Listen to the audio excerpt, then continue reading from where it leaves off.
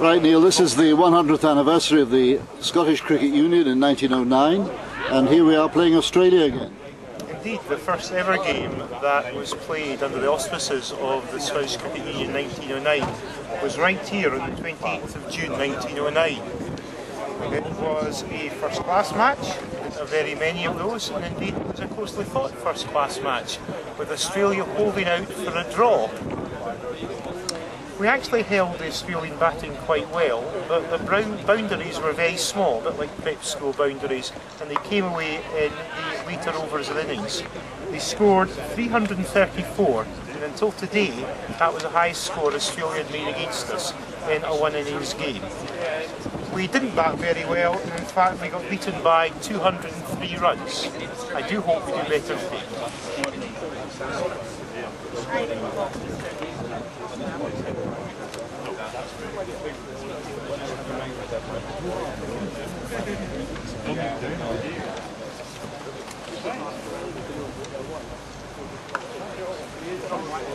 We've been playing Australia really more or less from the beginning.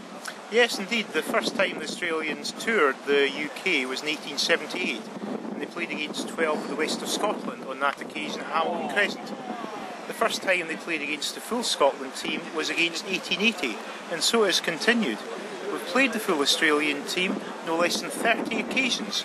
That is twice the number of times we've played any other Test nation. And what happened in 1882, which was even further back? 1882 was an interesting game because it was a 3-day game and Scotland were beaten by an innings in 2 days.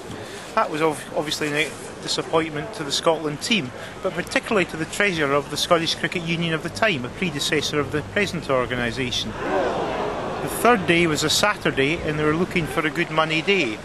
The treasurer and secretary therefore persuaded the Australian team to turn up for the third day.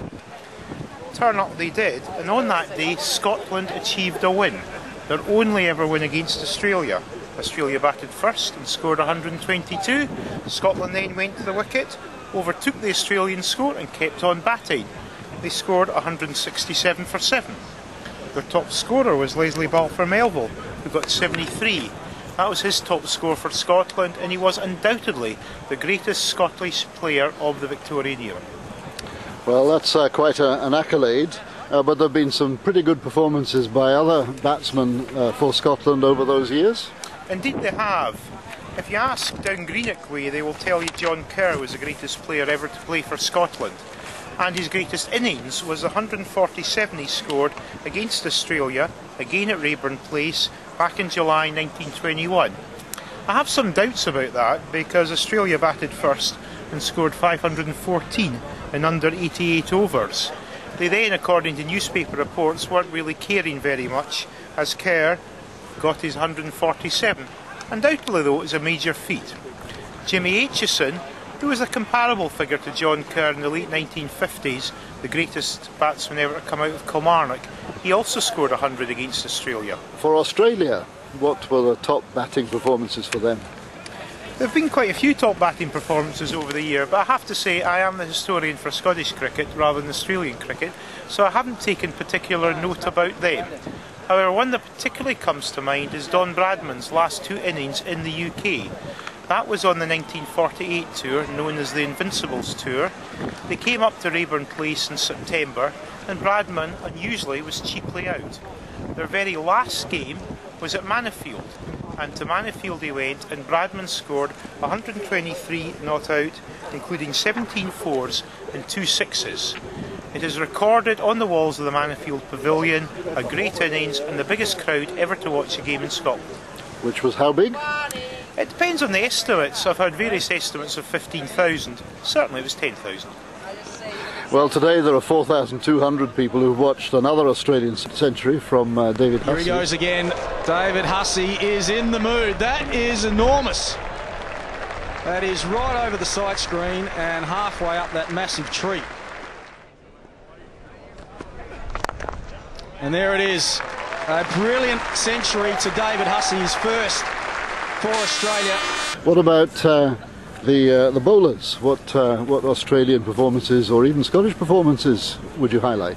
Yes, again I like to focus on the Scottish performances, and today we've had Gordon Gowdy getting 5 wickets. That doesn't often happen, certainly in a one-day innings, certainly against Australia. However, it has happened twice before. We have Jerry Moyer in the late 1980s with a magnificent spell of bowling at Hamilton Crescent, who took 5 wickets. More recently, the last finished game at Rayburn Place saw Keith Sheridan taking 5 wickets, although even Keith will admit most of them were caught at long on. Again, Lewitt goes for the big one, could be a straight 6, and that getting under it. It's Peter Steinles right under that. Looks out. Another chance for Steinle this time. Can he get under that? He's held that one. The highest ever by an Australian keeper in first-class cricket.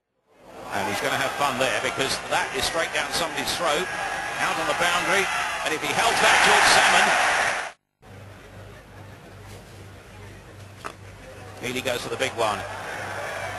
Well, Stanger is under that. What a brilliant catch. Not the only time that 5 wickets have been taken.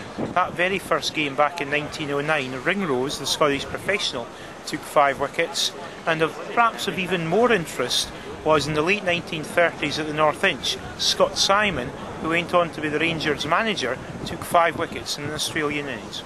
Well, Scotland have played Australia twice in World Cups. Were they total disasters for Scotland? No, they were not. The favourite game I have ever scored was in the 1999 World Cup. It took place at Worcester. It was opening game of the competition. I even got interviewed by Radio 1, which was something of a novelty before the game. So, the first ball.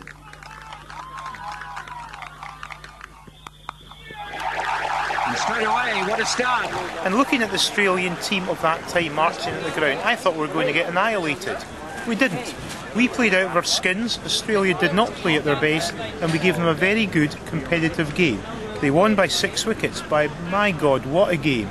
The ground was full to capacity, mainly with Scots who drank the bars dry. I'm sure they'd have been drinking plenty in the Caribbean in 2007. What happened there?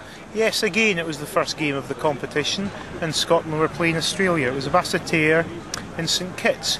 Now, I think a major part of this was the size of the outfield. It was very small, it was a bit like a prep school boundary.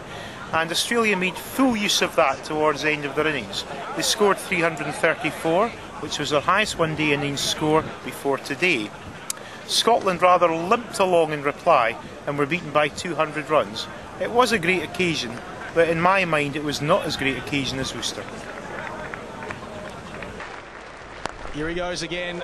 David Hussey is in the mood. That is enormous. And there it is. A brilliant century to David Hussey, his first for Australia. He has played exceptionally well.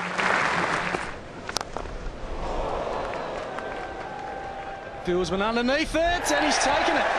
He was about 2 inches inside the rope then. It was very well judged. And maybe Hussey just a little bit into the breeze, and it just held up. And the danger man is gone. Oh, well bowled.